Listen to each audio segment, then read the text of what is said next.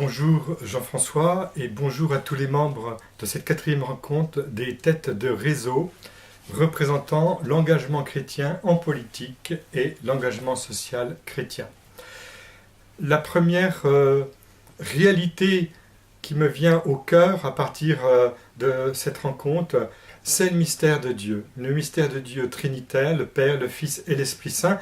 Et quand je parle de l'adoration, j'aime dire que l'adoration nous positionne au cœur de la Sainte Trinité et au staff de la Sainte Trinité.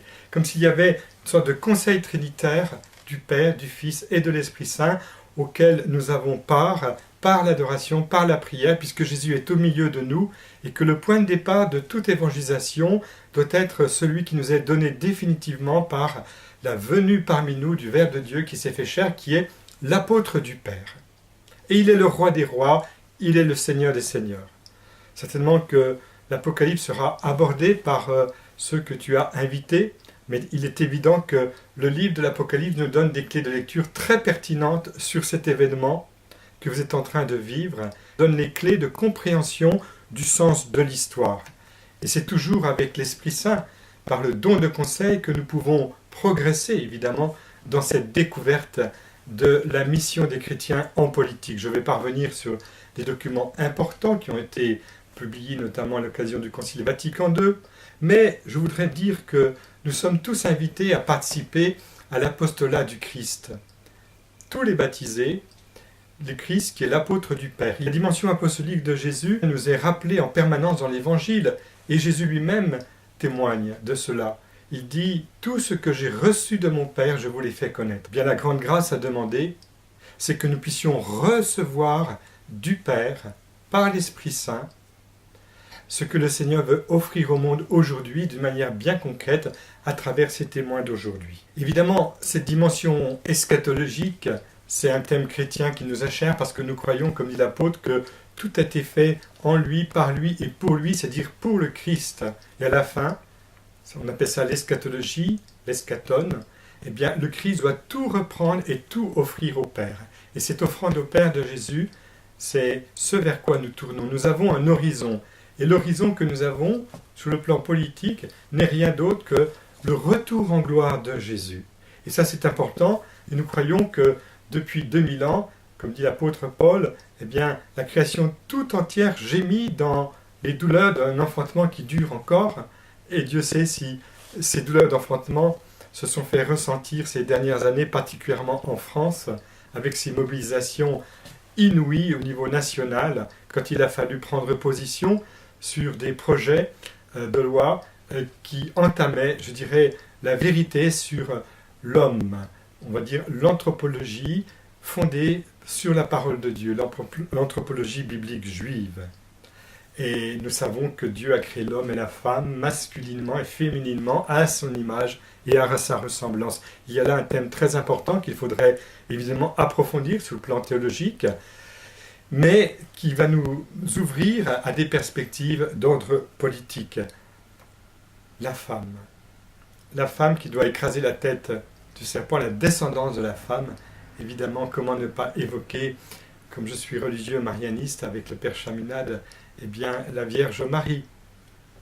Et la Vierge Marie qui, dans son Magnificat, fait une relecture, mais étonnante, de l'histoire du salut, notamment à partir de la manière dont Dieu s'y prend pour conduire les hommes. Il élève les humbles, comble de bien les affamés, renvoie les riches les mains vides. Les puissants, il les renverse de leur trône. Nous sentons bien à travers toutes ces paroles que la dimension politique de la Vierge Marie se fait ressentir avec ses conséquences énormes sur le plan de nos choix aujourd'hui, ici et maintenant. Et en effet, la Vierge Marie veut que nous entrions dans les perspectives du Seigneur. Saint est son nom, Kadosh. Et nous sommes invités, nous aussi, à entrer dans cette sainteté de l'amour de Dieu. Je voudrais te dire aussi que des figures de sainteté énormes nous ont été données, notamment au siècle dernier, que l'on pense par exemple à Saint Maximien Kolbe, qui fut arrêté par les nazis quand ils ont lu dans son petit journal de la milice immaculée ce qu'il disait sur la vérité, que la vérité existe, que nous devions nous y conformer. Et ça a été insupportable pour les nazis ce qui a été le motif de son incarcération et ensuite de son martyre à Auschwitz. Mais il y a aussi une actualité brûlante avec le départ au ciel de la reine Fabiola, et nous savons que les Belges, à l'occasion de ce départ, ont fait mémoire du roi Baudouin, dont la cause de béatification, je crois, est en cours. En tout cas, elle pourrait l'être. Je ne sais pas si elle a été introduite. Et peut-être que celle de la reine Fabiola, pourrait être introduite, car nous avons là des modèles aussi, sur le plan politique, de personnes à part, kadosh, c'est-à-dire qui sont ouverts à une dimension qui vient d'en haut et qui brise nos schémas, notre pensée unique, notre manière de voir, dans une sagesse humaine pour entrer dans une sagesse divine. Et d'ailleurs, la reine Fabiola a été présentée au roi Baudouin grâce à Veronica O'Brien, cette Irlandaise qui a été très missionnaire, on pourrait dire, en France-Belgique, en fondant justement la Légion de Marie. Et je crois qu'elle a accompagné le roi Baudouin durant une trentaine d'années. On a eu toutes ces confidences par le cardinal Suenens. Et Veronica O'Brien était elle-même accompagnée par un religieux marianiste qui était très discret, il était très humble. C'est le père Himinebert qui est mort en 1967 et qui d'ailleurs s'est inspiré de quelques échanges de lettres avec Veronica O'Brien pour nous parler de l'apostolat, notamment Marie, la reine des apôtres. Donc il y a un lien profond avec la Vierge Marie et l'engagement politique avec ses conséquences, puisque nous le savons, on peut dire que ce couple royal brille de tous ses feux dans ce XXe siècle qui était si bouleversé. Et en fait, la Vierge Marie est celle qui va, au fil des générations, nous aider à entrer dans notre vocation sainte à tous les niveaux, y compris au niveau politique. Et là, je voudrais revenir sur l'événement de la Pentecôte. À la Pentecôte, il y a l'unité qui est retrouvée autour de la Vierge Marie, c'est le don de l'Esprit Saint, et puis les foules assises de toutes les langues, de toutes les nations. Et Saint-Pierre, le futur Saint-Pierre, va s'adresser évidemment à ces foules en annonçant que Jésus est mort, qu'il est ressuscité et qu'il est vraiment le Seigneur. Bien sûr, cette unité vécue très fortement le jour de la Pentecôte va se déployer dans toute l'histoire de l'Église parce que c'est l'Esprit Saint qui construit l'Église, qui construit le monde. Et l'histoire du monde est une histoire sainte parce qu'elle est traversée par la gloire du ressuscité à partir de sa mort-résurrection. Et elle est traversée aussi par ce don de l'Esprit Saint, le consolateur. Et l'Église est appelée à être une parole de consolation pour tous les peuples de la terre, en respectant bien sûr leur identité. Je pense à Abraham qui avait ce rêve fou de vivre dans un lieu où l'émigré aurait toute sa place et où l'unité se ferait entre tous les hommes. Et Abraham qui a dû quitter cette terre du paganisme pour croire au Dieu unique. Nous sommes dans les mains de Dieu le Créateur et aussi un Dieu qui s'engage, le Dieu sauveur. On se rappelle aussi le prophète Moïse. J'ai vu la souffrance de mon peuple, dit Dieu, dans l'Exode chapitre 3. Et en fait, Dieu s'engage avec l'homme pour une terre nouvelle, pourrait-on dire.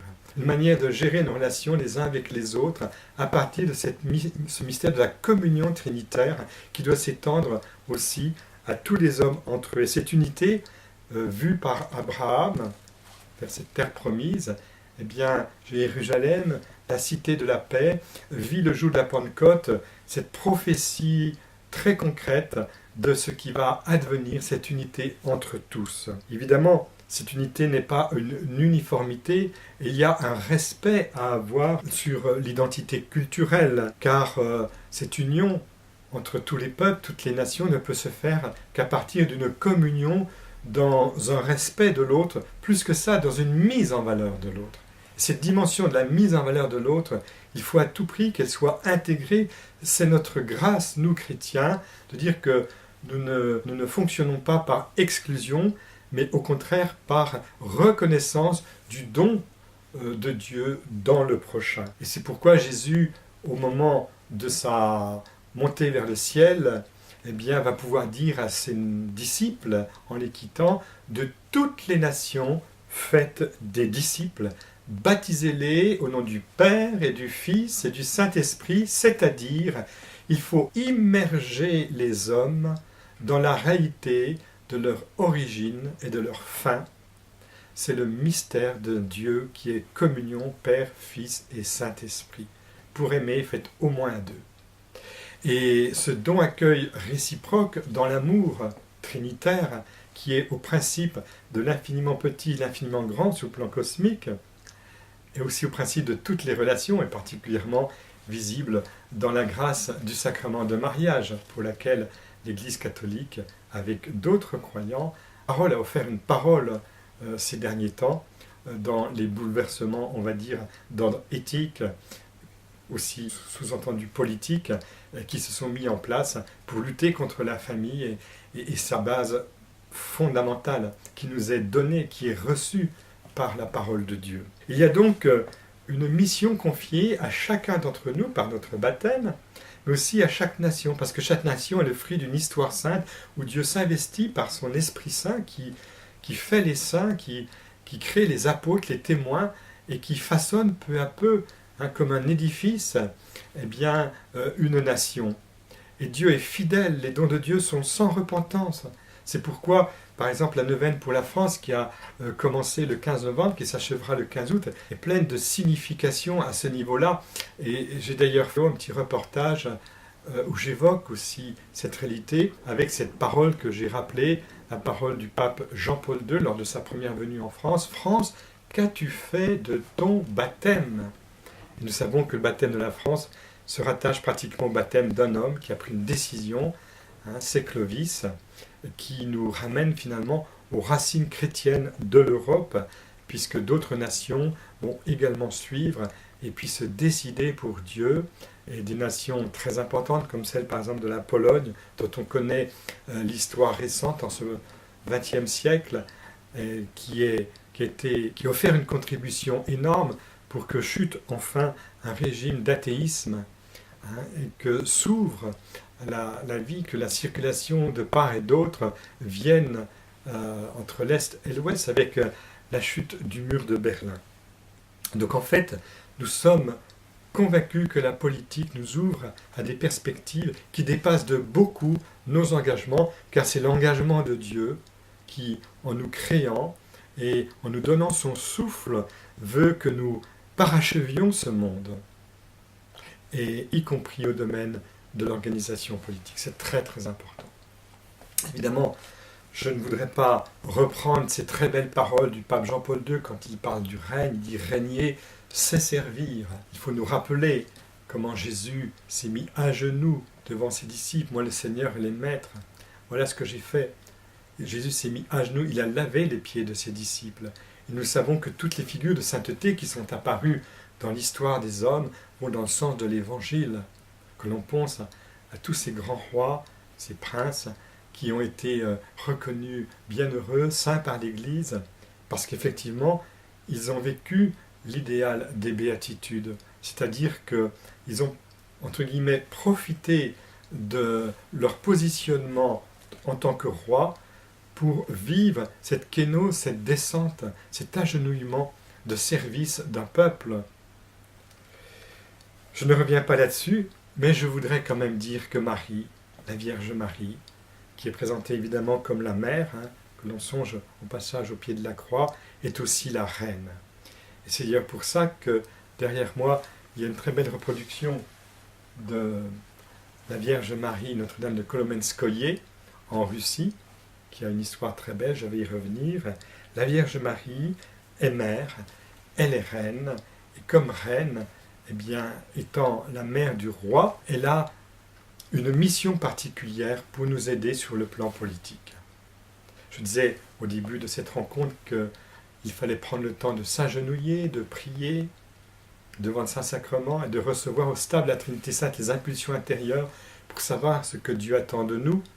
C'est ce qu'ont fait les hommes politiques, je pense aux fondateurs de l'Europe, Adenauer, voilà, Schuman, dont la cause a été introduite, Gaspari en Italie, tous ceux que nous connaîtrons un jour au ciel. Il est évident que nous avons à vivre cette relation très personnelle avec Dieu sur le plan de l'adoration, devenir des adorateurs en esprit et en vérité, et en même temps nous livrer à la mission qui était confiée à la Vierge Marie, qui était une mission royale, une mission d'unité. Je crois que c'est le cardinal Suenens qui raconte une anecdote. Il était avec le roi Baudouin lors d'une célébration belge, donc il y avait un défilé festif à Bruxelles, et puis quand le roi passait, les gens étaient là à prendre des photos, à assister à l'événement, et quand la reine passait à son tour, tout le monde applaudissait la reine. Et le roi des Belges explique à Monseigneur Suenens qu'en fait, eh bien, le bonheur du roi, c'était que la reine soit honorée.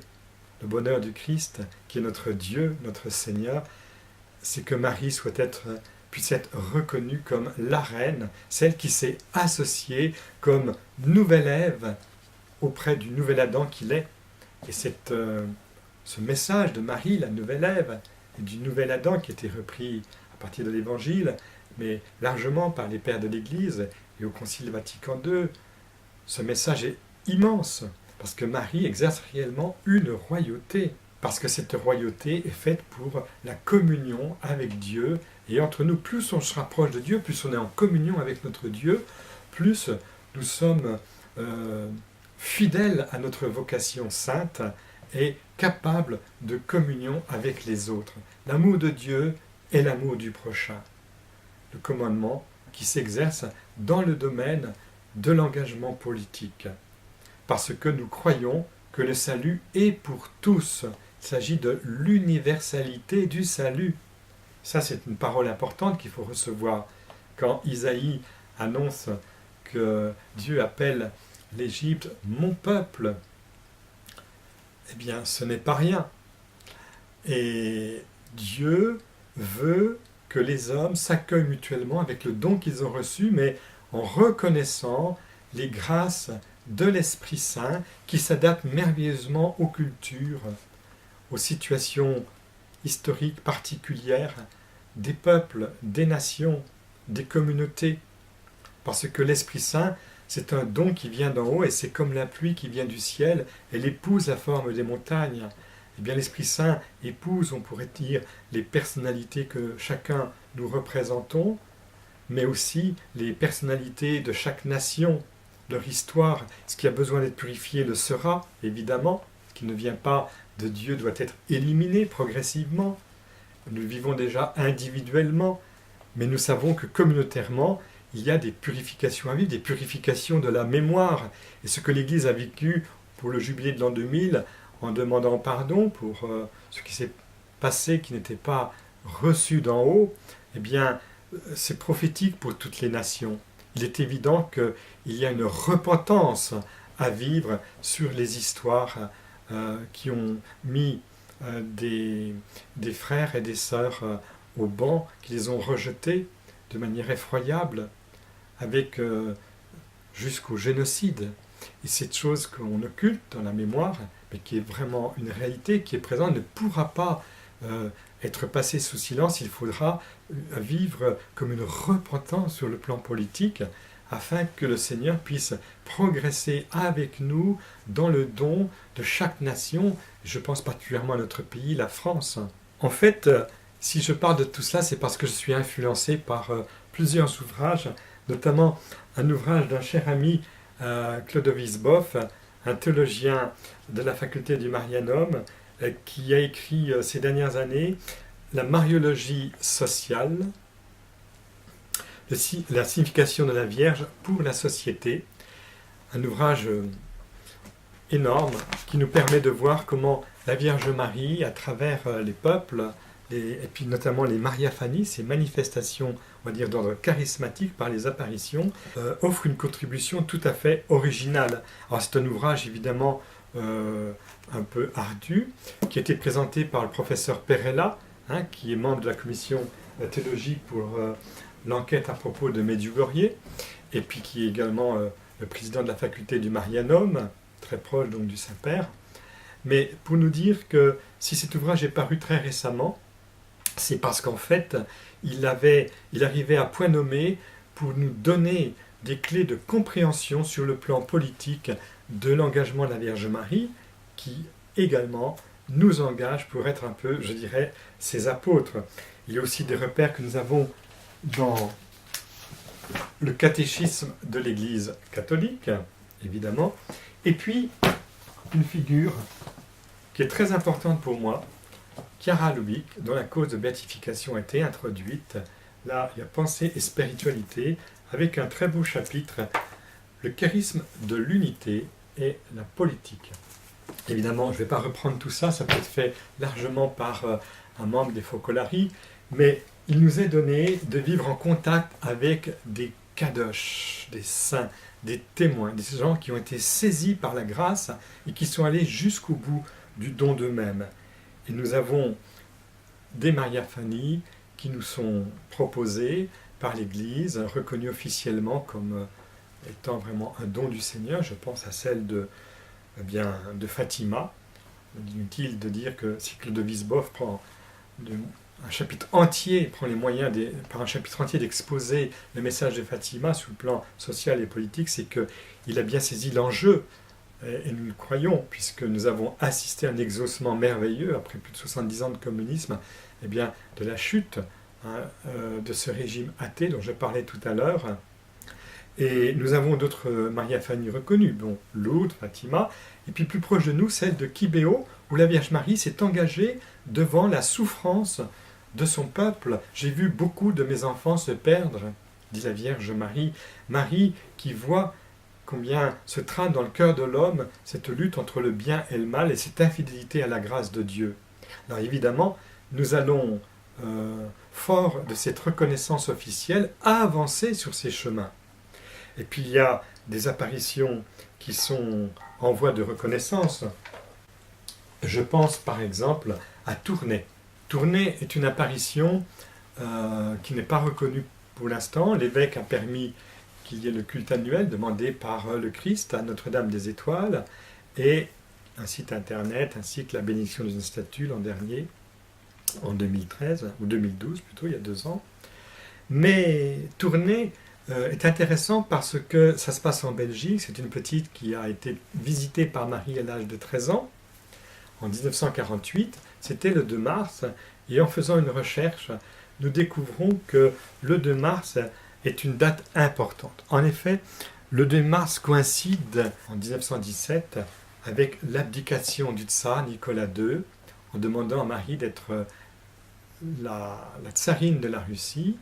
Et la Vierge Marie, en même temps, est vénérée comme tsarine parce que le 2 mars, exactement ce même jour, au sud de Moscou, une petite paysanne obtient enfin qu'on mette en relief une très belle icône qui est derrière moi, Marie, tsarine de Russie, pour qu'elle soit vénérée. Marie le lui a demandé durant des rêves répétés, et le prêtre qui reçoit cette demande, car elle rentre dans une église qu'elle avait vue dans son rêve et qu'elle reconnaît, lui dit non, il n'y a absolument pas cette icône. Finalement, elle insiste et on la trouve dans les décombres.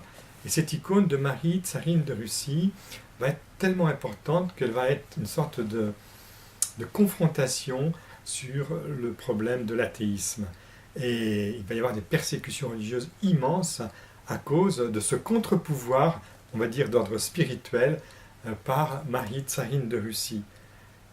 Et je voudrais vraiment remercier celle qui a mis en valeur tous ces messages. Il s'agit d'Irène Posnov, qui est née en 1914, qui nous a quittés en 1997, qui a eu une mission très importante durant la Seconde Guerre mondiale, parce qu'elle s'est ingéniée à aider les prisonniers de guerre soviétiques qui travaillaient dans les mines de Limbourg, et après les hostilités, les réfugiés russes qui étaient restés en Belgique. Donc elle fonda les éditions La Vie en Dieu, et elle est vite repérée par le cardinal Tisserand, préfet de la Congrégation pour les Églises orientales, qui l'invita à Rome et qui l'encouragea dans son engagement œcuménique. Et en 1950, donc en pleine Maria Fanny à Tournai, Irène fut chargée de rédiger et d'éditer une revue catholique russe, La Russie et l'Église universelle, qui a eu un grand retentissement et pour laquelle elle s'est entourée d'éminents orthodoxes. Et c'est à cette époque qu'elle collabora avec Monseigneur Suénins à la fondation en Belgique de la Légion de Marie. Et évidemment, elle était en contact avec Véronica O'Brien. C'est important parce que c'est des choses qui sont passées sous silence et dont il est bon de faire mémoire sur le plan politique.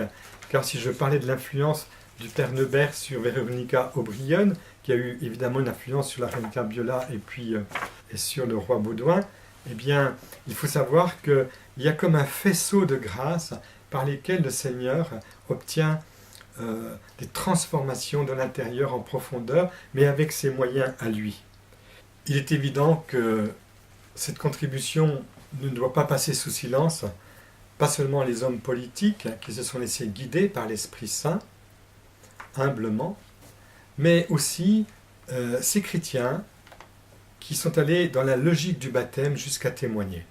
Et nous savons que du côté marianiste, par exemple, nous avons des bienheureux, notamment lors de la guerre d'Espagne. Donc, beaucoup ont été martyrisés et sont béatifiés, également dans d'autres congrégations, tant de religieux, de prêtres. Et puis aussi, nous avons le bienheureux Jacob Gap, qui s'est affronté au nazisme en prenant position à partir justement des déclarations de Pie XII et qui a été guillotiné à cause de son engagement politique fondé sur la révélation biblique. Et nous avons aussi d'autres témoins qui sont connus, évidemment. Si je parle de Mère Teresa de Calcutta, nous découvrons bien que son engagement, qui n'a pas été d'avoir des prises de parole d'ordre politique, est aussi un engagement qui a eu des conséquences politiques. Elle a eu des obsèques pratiquement nationales. Nous avons Sœur Lucie de Fatima, qui nous a donné aussi cette contribution d'ordre politique à travers son message reçu de Marie. Puis nous avons aussi, bien sûr, le pape Jean-Paul II, qui a offert une contribution d'ordre politique durant tout son pontificat, mais par les moyens de l'évangélisation, c'est-à-dire donner du sens et donner une impulsion d'inspiration évangélique pour que les baptisés aillent dans leur don, qui est d'ouvrir des perspectives, on va dire, divines sur notre terre. Et puis aussi l'abbé Pierre, évidemment, avec la fondation des communautés Emmaüs, une grande figure du XXe siècle de sainteté pour la France, qui est encore bien méconnue. Bref, nous avons beaucoup de témoins, mais nous pouvons aller plus en arrière, découvrir que les racines chrétiennes de l'Europe ont été renforcées par de grands témoins de la foi, que l'on songe simplement aux fondations monastiques, les cisterciens qui ont sillonné toute l'Europe, débayant les terrains cultes et fondant des monastères.